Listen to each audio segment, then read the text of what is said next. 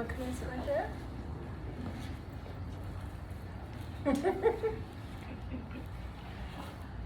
I don't want to Yeah. watch.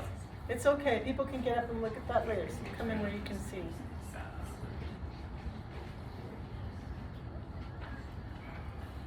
Does everybody feel pretty centered where they are and you can hear me? Can you hear me good? Wow. Thank you so much for being with us today to honor this beautiful life and to be together as community as we all face this challenging loss. As you know, we're here to face and to face this loss and honor the life of Dylan Thomas Seeliff, who was born in this world on May 13th, 1993, and who departed this world on August 31st of this year. I'm grateful, as I know we all are, to have known Dylan personally. He and my beloved niece Danielle were married. I share this only because I stand with this community. My name is Michelle Medrano. I'm a minister. I was honored to do the wedding for my brother and sister-in-law. I have christened my niece and my nephew, and I was honored to preside at the wedding with Dylan and Danielle and to meet many of you there.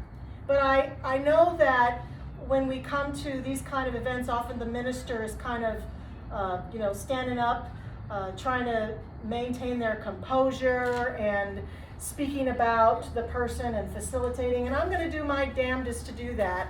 But I'm just going to tell you that because I'm here too grieving, that I can't promise I'm not going to cry or I'm not going to get weepy. And I want to say right here and right now that this is a place in life where tears are welcome, tears are normal, tears are nothing to be ashamed of. And so if you feel like crying or you feel tears come forth, this is a place where we can stand together as a community of love and to honor this beautiful life, this beautiful man that we all knew so well and loved so much. There are a number of goals and intentions that I hold in my heart about this service today. First, to honor Dylan and his beautiful life, and to invite each one of us here to honor our special relationship with him, as well as I've already said, to honor our loss, and to facilitate each one of us in moving forward in the journey of grief and loss. And I know that those goals are going to be met in a number of ways today. They'll be met in these ways today and likely in all of our lives in the days and weeks and months ahead. There will be moments of sorrow and maybe confusion, moments of warmth as we remember him, maybe even moments of laughter as someone tells a charming story about Dylan that maybe some of us have never heard. And there will be moments of warmth as we also experience that great awareness of the peace that Dylan is existing in right now. So I invite us to take a moment to go within together and just breathe in life and just become centered and aware of this moment. I invite each one of us to connect with the God of our understanding, the God of our hearts, the God that our soul resides with, the Creator, the universe, by whatever name we call that presence, and to recognize that these moments of human experience that are so challenging for us to understand are moments where we have the opportunity to experience the comfort and the presence of that divine Creator, as well as moments that we come together as a community to stand with each other, to lift each other up, to hold each other's hands, to hold each other as we cry our tears of loss, and to walk forward in life, knowing that we have been blessed by the life that Dylan expressed. And so we gather together in honor of our love. We gather together in honor of our love for each other and for Dylan, and we trust that this service is unfolding perfectly to comfort, to help us to truly praise and give thanks for this beautiful life, and to feel that deep, profound connection. We are not alone. We are not alone. And I give thanks for this, and I just let this go and let it be. Amen. Often at services like these, we have a eulogy where we get to talk about the person that has passed and share details. And that occurs in a number of different ways, and I really love the way that this one is occurring because his father, Tom, and his brother, Tanner, have written some beautiful things about Dylan. And what I love about them is they're transcendent of just a bunch of facts. They're really sweet, loving things that they perceive about Dylan, and I suspect most of us have witnessed about him. So, first of all, I believe these are Tom's words, his father. To understand the true and real description of who Dylan was, or who was Dylan, does not come from a story to be read like a book that has an ending. He came into this life that would ignite a list, an ongoing list that everyone who he loved him, spent time with, family, friends, or an acquaintance, will add to that list of everything that they experienced from him or shared with him, forever and always. And here are some of the things that Tom listed. Would wait for his brother to get in trouble first. Wise. Thought of others before himself. That person that would give away 2 coats a year during his school years because someone was cold. Very quiet. Loved, is this gaming? Snowboarding. Cooking. Loyal to his friends. Loved going to the drag races.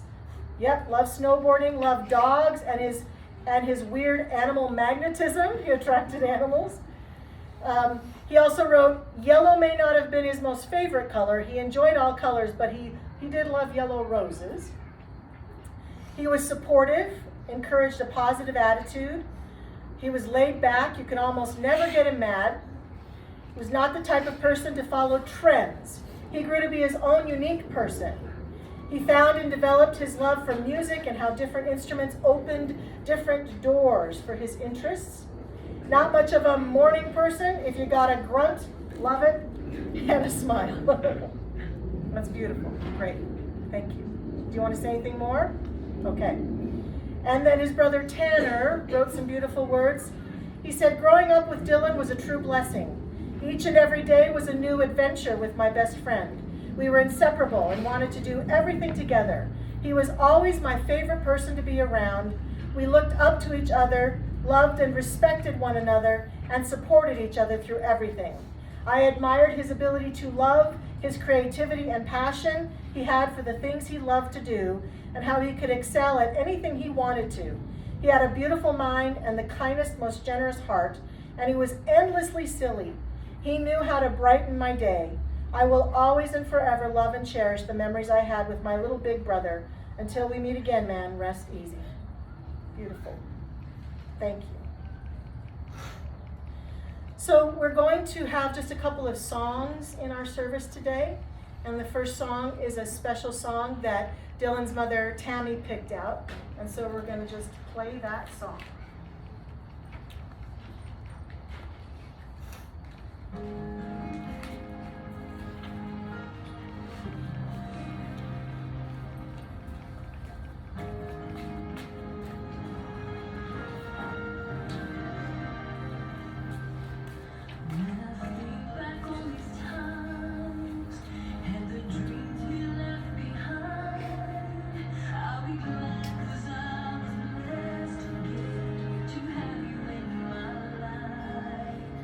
When I look back on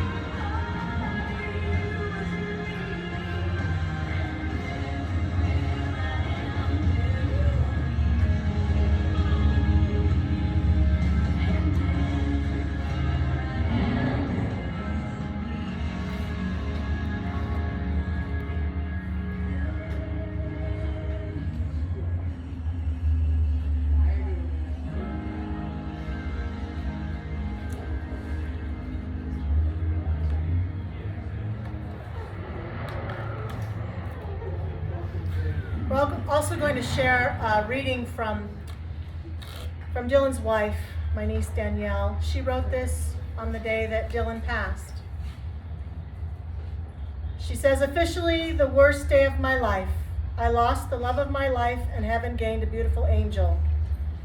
Dylan, words will never explain how much I love you. Not a day will go by I don't think of you. I will tell you every day how much I love and miss you. I know you are no longer physically here to hear me, but I know you are always by my side. You are by far the most amazing person I have or will ever meet. I miss you so bad it hurts. I wish I could have taken all of your pain when you were still here, and I know you were fighting to stay. I'm glad you will no longer be in pain. I just wish there was another way. You are my world. I know we will see each other again, and the journey to get there will be hard. I'm trying so hard to be strong because I know that is what you would want. You are my best friend and my soulmate. So amazing, handsome, talented, kind to everyone, and I'm so blessed to be able to call you my husband. I love you so much, babe. I'm forever yours, and you will be forever mine. Exos, kisses and hugs. Beautiful.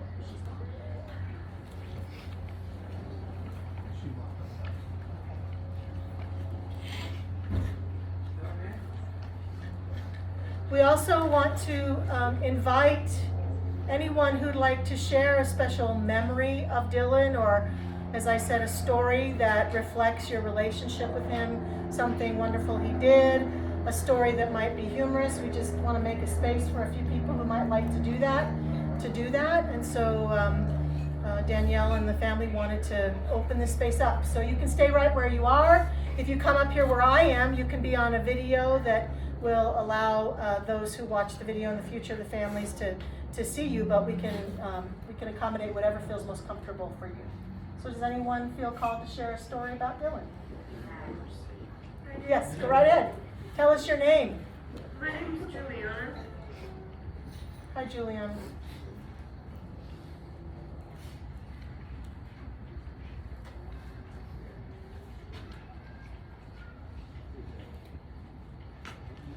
We were coworkers, but I would consider him one of my best friends. One of my fondest memories is that while we were working together, he'd be bored because we were slow, and so I would come back in and just be weird to make him laugh. And on my tickets, because he was in the kitchen and I was in the front, I'd write, my name's SpongeBob, or I'm Batman, or just anything kind of crazy. But yeah, I definitely consider him one of my best friends. And I really did love him. Thank you. So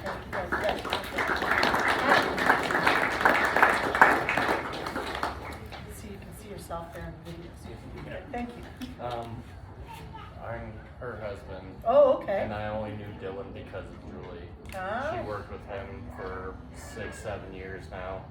And the only reason I knew him was because of her. Mm-hmm. He was my big sexy. That's what he called himself to me, and I was his hairy sexy. So, it was a great relationship that they had that I got to take part of. He was a wonderful human being. He was always nice, supportive, and took care of her when I was at work and she needed help, much like she does right now, having hugs. Mm-hmm. He was always there. Mm-hmm. He's the only guy on the entire planet that I would ever trust with my wife.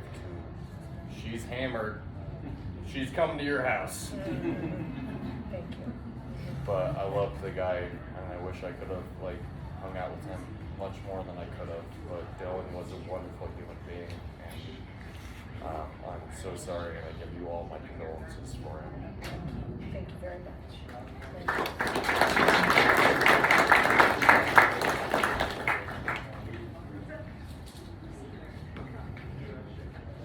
Anyone else?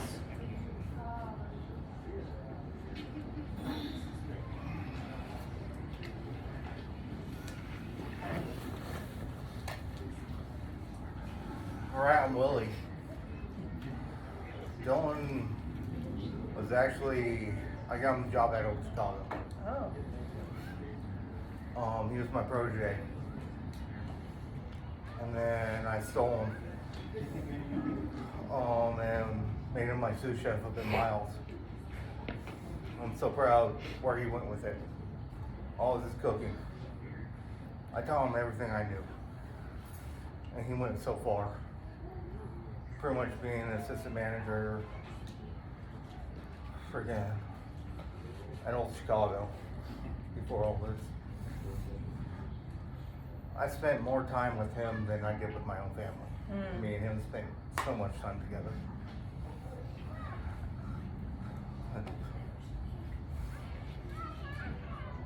Yeah. Love him. Rest in peace. Thank you. He's a brother. Yeah. And one of my best friends. Thank you. Thanks for sharing.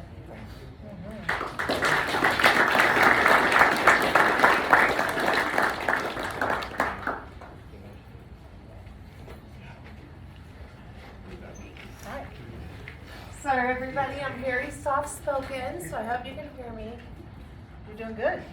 Okay, good.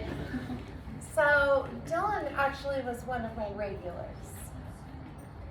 And him and all the boys would come in and sit in my section, and Dylan was the big old teddy bear. He was the quiet one. Where you was know? this? This was your At Old Chicago. Oh, at Old Chicago. Okay. Yeah, Uh-huh. we got the Old Chicago crew here. Yeah.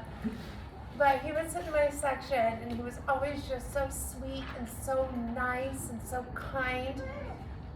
And then he got a job at Old Chicago, and I hope you might giggle at this. He turned into my work boyfriend. But then Danielle started.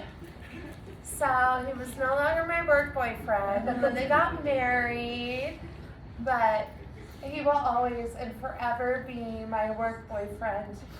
And I remember when he would get frustrated on the line, and I would just go, hey, you know, hey boyfriend, and he would giggle, and Danielle always giggled too. And love him, we're gonna miss him. Yeah. Thank you.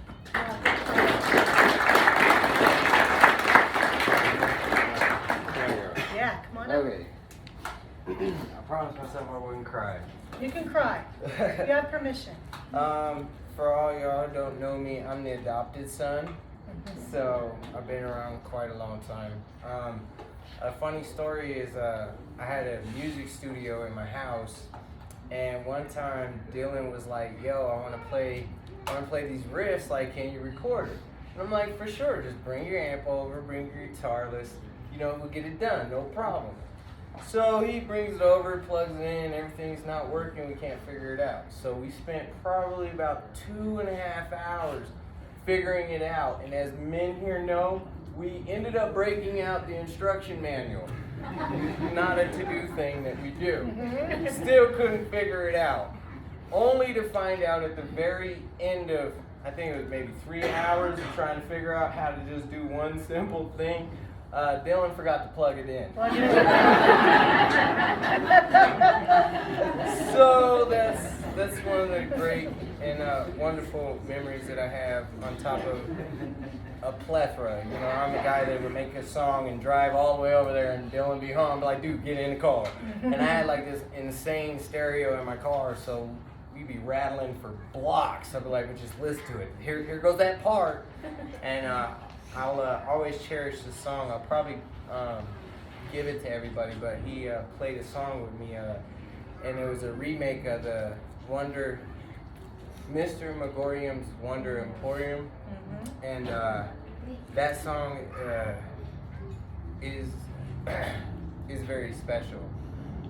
Dylan, musically and just in his heart and in his soul, was the most kind-hearted, beautiful, amazing person you'll ever meet. And to even get the chance to spend just a moment of your time around him, you know, he touches you in a way that you'll never forget. And I will never forget my brother, and I miss him already so much. And I know he's up there playing and enjoying and saying hi to grandpops and all that and enjoying themselves. And it's an unfortunate moment right now. Sorry if I'm carrying on, but I love you so much, Dylan, and I appreciate all y'all listening to me. Thank y'all.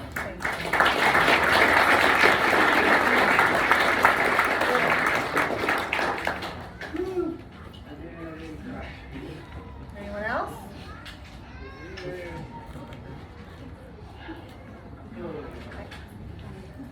Stand right here. Hi, I'm Lissa. I'll finish out most of the Miles crew, I guess. She was saying earlier about Dylan's animal magnetism, and I remember over winter at the restaurant, a couple mice got in, and so Dylan and I built a house for this mouse. We labeled it Bert's house or something, but he spent like an hour in the back just like constructing this cardboard house. The mouse house? The mouse house. And it was named Bert because this mouse had like a little mustache on it. So they decided, Jules and Dylan decided it was named Bert. And he was always fun to work with because no matter how frustrated he'd get, I could always crack a joke. Or Jules would jump out of the freezer. And we used to have a clock when you came out the door from the kitchen into the restaurant area. And we'd always look at it and be like, oh, it's only this time. So I taped a sign over it that said, not yet.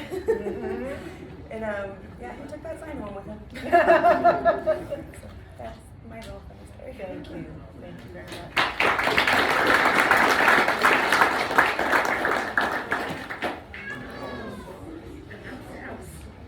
We're going to play another song. Yep. Yeah, come on over if you want. Yeah, you want. It was just what? Oh, stretching. That's allowed. Okay, good. We're going to play one more song. It was the song that was played at Dylan and Danielle's wedding. It's very special to them.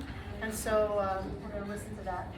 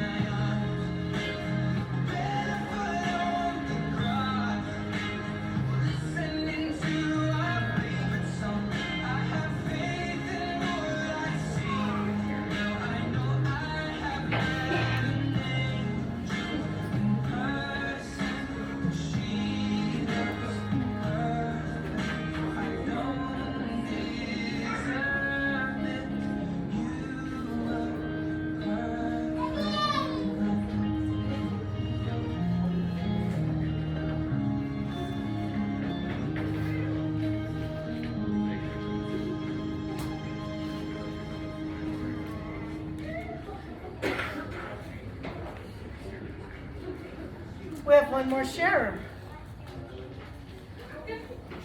Maybe I can talk a few more people into sharing. I'm Steve. Tom and Tanner captured father and brother. I'm his stepfather. Known Dylan since before he was born. Everybody hit on it today. He had the biggest heart. He was the kindest kid. He was my buddy, and it breaks my heart. He's gone. Absolutely breaks my heart. In 3rd grade, his mother bought him a saxophone. This kid went from being, had no self-confidence, and he kept tripping over himself, and he just didn't know what he was doing in the world. He picks up this saxophone, and it's like he grew up with it on his hands. All of a sudden he's playing. And then this kid takes up whatever else comes along.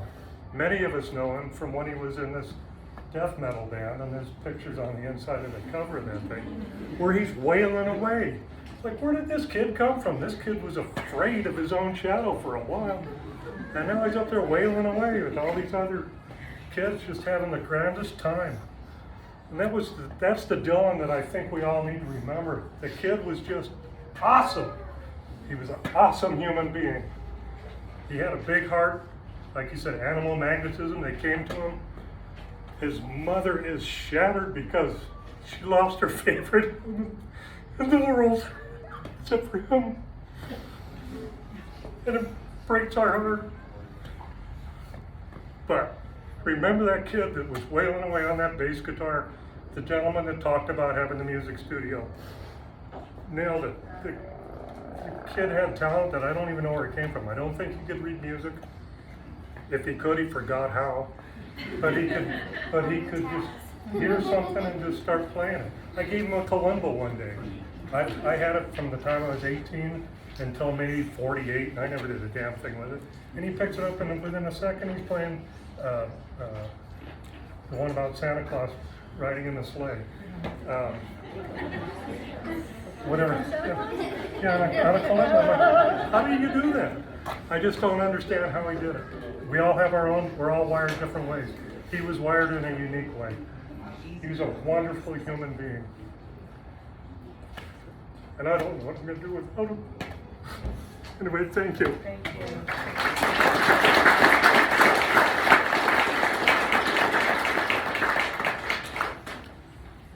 Anyone else?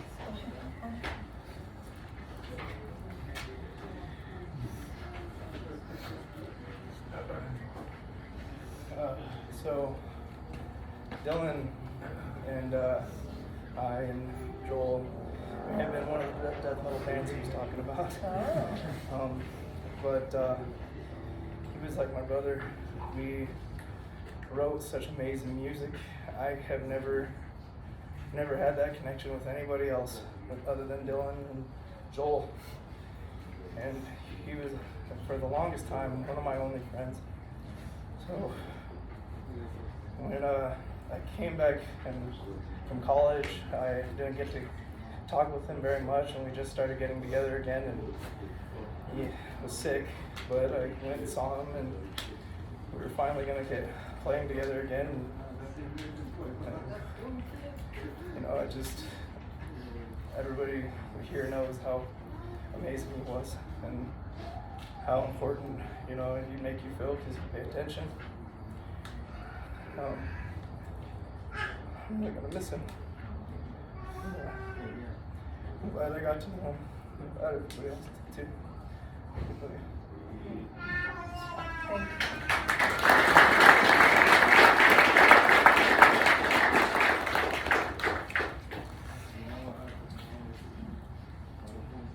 So, I just want to say a few words. I promise, even though I'm a minister, not to speak. It won't be more than a couple hours or something like that. It'll be fun. No, it'll be short.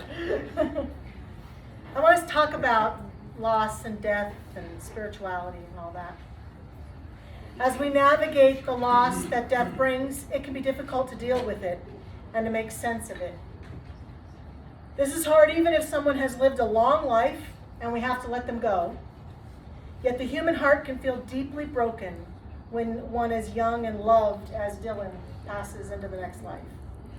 It can be a challenge that we all hold dear and cause us to question life, our spirituality, the meaning of it all, whatever God we believe in, can cause us to question all of that deeply. And now what I know is that there are many beliefs about life and death and God and spirituality that are represented on our planet. I personally am happy about that. I like that diversity exists. I think that's the way God planned it, because that's how a garden looks. A garden is a variety of plants and trees, no tree vying to be the one and only tree or the one and only flower. So we all approach these questions and the answers from different places, and it's okay. There's not one right way. And so when we find ourselves passionately believing something, whatever that might be, it can be challenging to face this kind of a loss, because in my field of work, I know that when I show up to memorials, I know that I'm speaking to people from many walks of life, with many faiths, with many ideals in their heart about life and death. And I want to be respectful and attempt to be comforting at a time like this. And I suspect here, even today, in the midst of our community right now, that there are many beliefs represented. I imagine there are those of us who believe in heaven and believe firmly that Dylan is in heaven with God or Jesus or whomever we believe is the creator of the universe, as well as there are probably those of us here who believe that when we're dead, that's it. We're done. It's over. And everything in between. All of these beliefs that we have are born from our own inner knowing, from what we've learned in life and come to believe about life. And what I believe that unites us is that most of us hope that when life is done, that there is peace, there is love, there's release. We hope that there is more, that it's good, and maybe that it's even better than what it is here on this earth. And it's interesting to note that something in the hearts of the majority of people on this planet believes that there is indeed more when we are complete on this earth plane. Like most faith traditions, the one that I practice, which is the Science of Mind, was founded by a man named Ernest Holmes, has in our core principles a belief in immortality, a belief that who we are is so much more than our body and than what is seen. Our belief is that when we die, that which we truly are lives on in another plane of existence, and that the energy of every bit of creation is the same energy, only in different forms, and that it can never be destroyed, only transformed, as physics has shown us. So we believe that this is truly what death is, that when this body that we are in is no longer able to sustain itself, we, the us that is more than just a body, leaves and moves on to whatever is next. It's a powerful idea that I suspect many of us share, yet our fears about death often keep us from a full, balanced embrace of this notion. And we often say and believe we should not fear death, ours or that of another's, yet we still often do, regardless of our deep convictions that there is more. In a book called The Wittenberg Door, John Claypool says, "I've learned something through all my experiences, that every exit is also an entrance. Every time you walk out of something, you walk into something. I got into this world by dying in the womb, and it must have been painful to get ripped out of that familiar place, but that was the prerequisite of my getting into time and space. You know, at the end of my life in history, there's going to be a similar kind of transition experience. And if we can get at the terror of death by saying it is a transformer rather than an annihilator, then also we can get rid of the idea that death is a thief and is taking something that is rightfully ours, which is the basis of all the rage I know." So a belief such as this, in immortality based in scientific awareness or our intuitive awareness or our spiritual convictions, can be comforting to us during a time such as this. However, no matter what any of us truly believe, the hardest thing about this thing called death is that even with all that science shows us and all of our religious and spiritual ideas, death still remains the great unknown. We may believe that there's more to life, yet what form it is we can only guess. And we don't know factually what really happens and where we really go. Scientists have these theories, yet have never proven adequately for most humans about this part of life. Theologians, philosophers, great teachers, and mystics of many faiths have tried to tell us about the life after death, but ultimately our hearts and our faith have to guide us. And here's what's challenging, right? Right now, our hearts are broken. Our hearts are broken about the loss of this beloved man in our lives. And therefore, whatever faith we have could be shattered. And so this is where confusion can set in. It's here in this confusion that I think each one of us is called upon to remember Dylan, to celebrate his life, yet acknowledge and honor the sadness at his part in this physical world. This is natural. I want to shout out to the universe that grieving is natural.